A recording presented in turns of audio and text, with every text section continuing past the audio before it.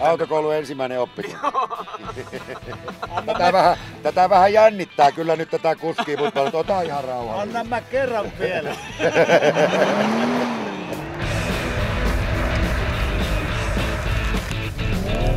Tarviiks tälle muuta kuin? Menee aina hiljaa sisään ja vähän kovempaa ulos. Yrittää ajaa aina liian kovaa niin kuin joka katteeseen.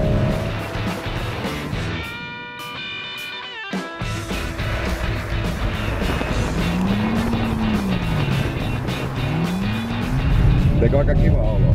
Niin kuin helppo sellainen. Helppo hallittava. Aika helppoa vaan mennä tähän. Eikö oo?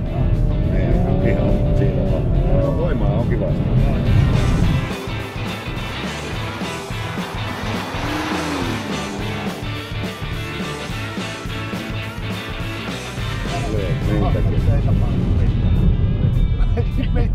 Ei yhtään.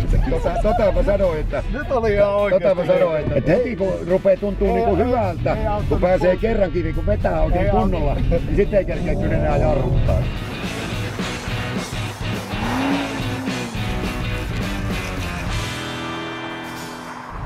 Eikö ole ihan mukava peli? Mites poika ajoi?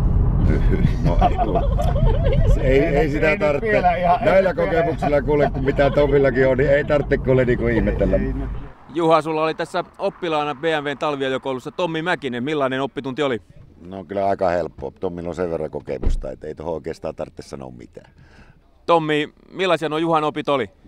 Kyllä se ihan hyviä ohjeita, että en mä tarvii enää kuin pari päivää lisää oppia, niin kyllä se lähtee kulkeen siitä.